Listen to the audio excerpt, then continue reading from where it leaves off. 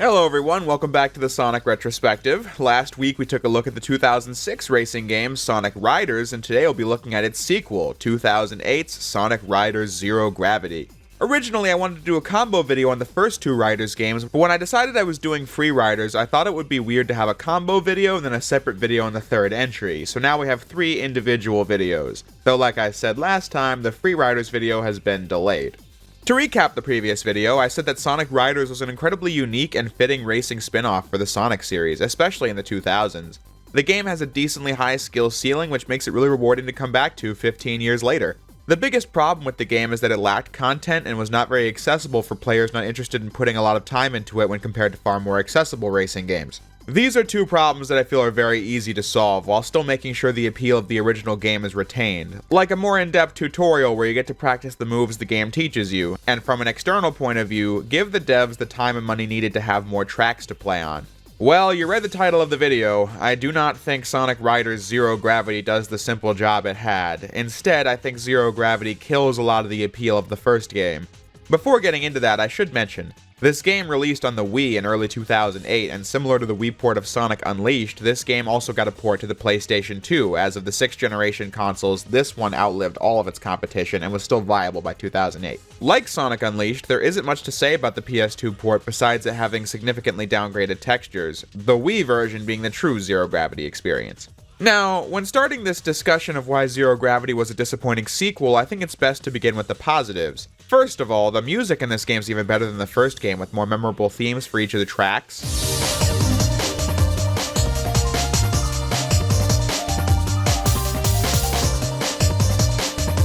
A fantastic vocal theme in Ungraffitify, a remix of Catch Me With You Can that's even better than the original, and instrumental mixes of these 2 tracks in the options menu.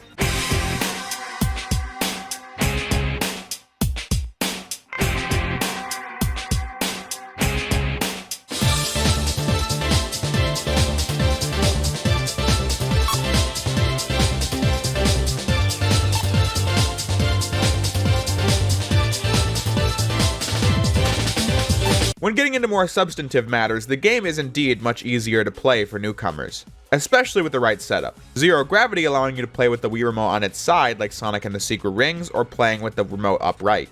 As a kid, the rule from Secret Rings had not changed. I still completely ignored whatever this was supposed to mean and carried on. In fact, this misunderstanding of how to play the game made it so that I could never get past the first race, because I'm literally not playing it right. Because of that, I had an infinitely easier time with the PS2 release because of the traditional button controls. However, if you have a GameCube controller, this will work with Zero Gravity, and I think this allows for the most comfortable playthrough.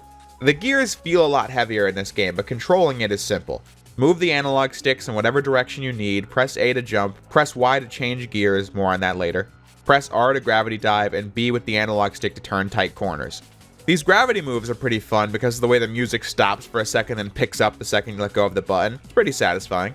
This game simplifies aspects of the controls, like not needing to press jump twice to land on rails. Instead, just jumping in their vicinity does the job. The game has the same core roster of characters as you unlock Shadow, Cream, Rouge, and Eggman like the first game. But now, Silver the Hedgehog from Sonic 06 and Blaze the Cat from Sonic Rush have made their way into the Riders series, 2 very welcome additions to the roster. Silver being established as a flight-type character. It makes sense, it's just interesting because he's the only Hedgehog in the series to not be a speed-type character.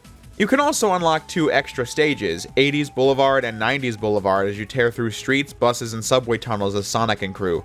Much more fun stages to work with than the Sega-themed ones from the first Riders game. To be honest, besides cool unlockables, good music, and accessible controls, I think this game is worse than the first in just about every aspect. Let's start with the most important thing about Riders' gameplay, the trick system. You remember, you'd charge up your jump and go flying as you spin the analog stick to do cool tricks. You'd make the perfect landing and get the X ranking. In Zero Gravity, this aspect of the game was completely removed. How tricks work is that you press jump on a ramp and you must time your jump to your point on the ramp to get the highest airtime and the most amount of tricks done. The tricks themselves being completely automated. If you time it poorly, you get a C, and if you time it right, you can get as high as an X. Getting X is still satisfying, but not because I really deserved it, since I'm not sure what the timing required even is. I just press the jump button and hope I get lucky. Tricks aren't nearly as fun when they're pre-baked animations that play from jumping off of ramps instead of actually pulling those tricks off yourself. To make it worse, they also removed boosting. The first game had this system where you could boost, but that would take away from your energy meter where you could refill it by doing cool tricks and increase it by collecting rings. The energy bar is still in this game, but this only controls the gravity dive where you fly forward over obstacles and bounce off of walls to go even faster.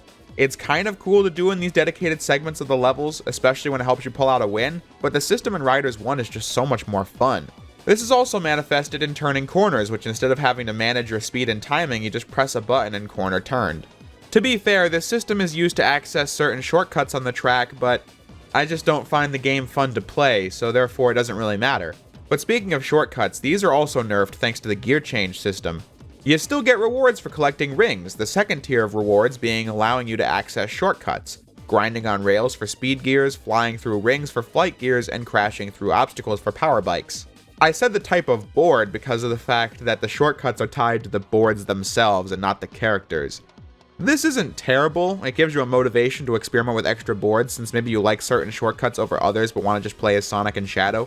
It's a fine idea, but I just don't like needing to be at level 2 in order to use a shortcut. It forces you onto a main and slower path for the first lap of the race, and I just can't get down with that. So what good I could say about Zero Gravity is really small potatoes. There's a playable tutorial, that's nice. The unlockable boards are unique and look cool. There are more tracks in this game. The Babylon stages in the first Riders game were just copy-pasted from the Hero Side story. This time, the Babylon tracks have more distinct layouts, while still reusing assets for areas that were already cool, like Megalo Station, Botanical Kingdom, Tempest Waterway, and the Gigan Rocks. But again, I don't want to play Zero Gravity because it's really boring. This was something I felt from the moment I started playing to the second I turned it off when I was done capturing footage. I think aesthetically, Zero Gravity is a cool follow-up to Riders 1, but mechanically it just fails because of all the things that made the first game fun to play on a moment-to-moment basis are just cut from the game, which makes it really dull to play. I went into my Modern Sonic Stories video from 2018 thinking I would have something to say about how well done the plot in this game was, but really, I have next to nothing to say about this, too. I really enjoy the first cutscene of the Hero Side story, I like the tense atmosphere it's got going on. However, the plot doesn't really entertain me like the first game did, and what actually happens isn't even that interesting. Basically, Eggman tries to control a bunch of robots using the new MacGuffin, the Arcs of the Cosmos that have fallen from the sky as the heroes and Babylonians get involved with the Arcs and the robots.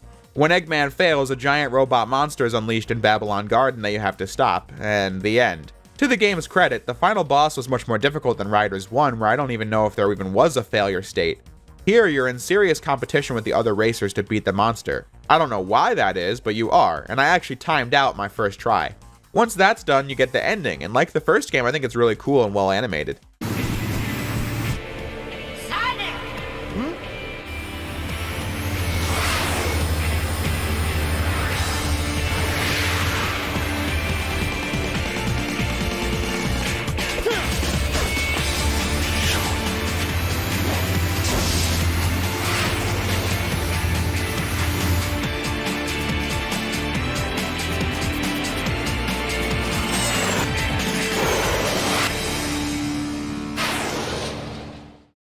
They don't make them like they used to. This game's ending being really nostalgic for me, because back in the day when I first started watching YouTube in 2008 or so, I was listening to Sonic music and Sonic music videos, and watching endings of Sonic games I hadn't beat, like Sonic Unleashed or Adventure 1. Watching cutscenes from games I had played, such as this one. Part of why this ending stands out in my mind as much as it does, I'd assume. But the rest of the story is very boring. Most cutscenes just see characters standing around expositing, and it's just dull.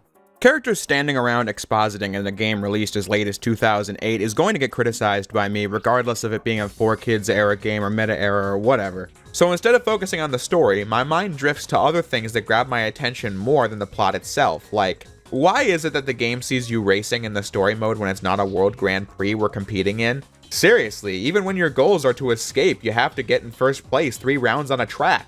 This game establishes that the rogues and Babylon Garden itself come down from the sky because the rogues are descendants of aliens from another planet, when Riders 1 says that Babylon Garden rises from the ground and that the rogues are descendants of genies. Whatever, I guess it could be both.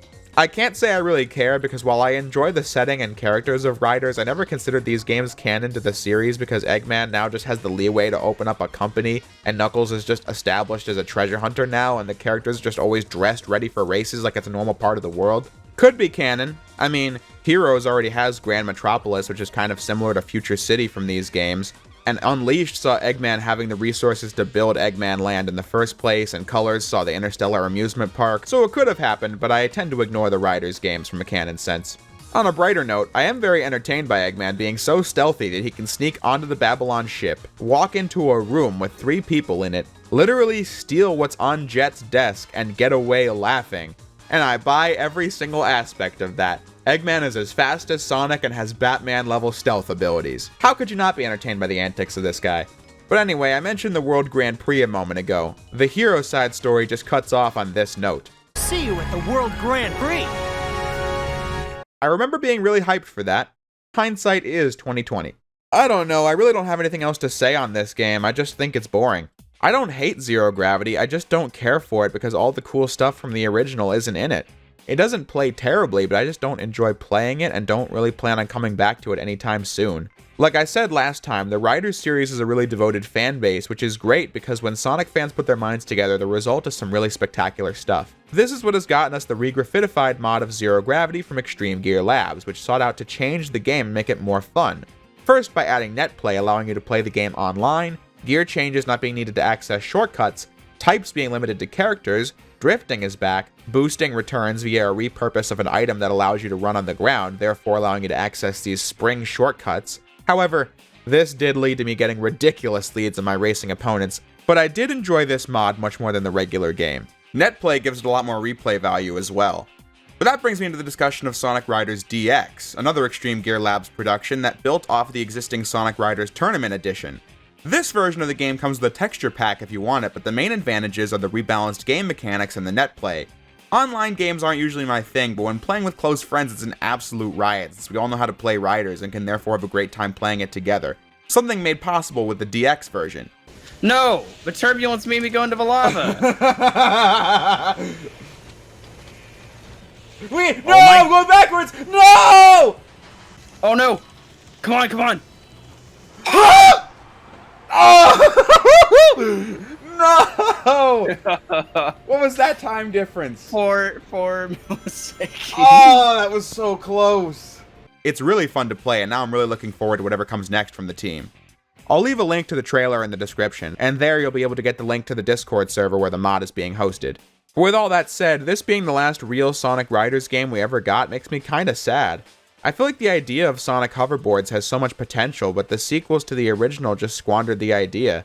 We could talk about Free Riders another day, like I said, but this game being playable certainly doesn't give it an excuse. They could have made the game more accessible in the ways they did while not removing what worked about the original. They could even keep the automated tricks, but imagine a Zero Gravity with an option to turn it off and allow you to play it like the original game. That alone just makes Zero Gravity much better than it is in the final product. I just feel let down by this game because, like I said, a sequel to Riders could work so well, but this one has the music and the aesthetic right, but then it cuts down on the cartoony moments that made the first game entertaining, the plot structure that made you want to get better at and see the game through, and the mechanics that still allow Riders 1 to be so fun.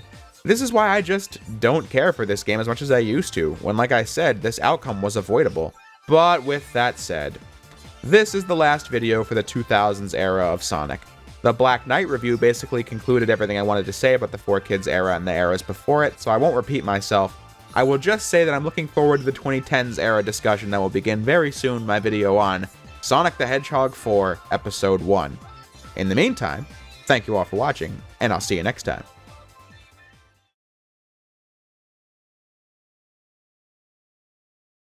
Oh, and one more thing. Look at those gloves. Those are the most realistic gloves I have ever seen in a game in my entire life. And it's the only good thing about the game, too.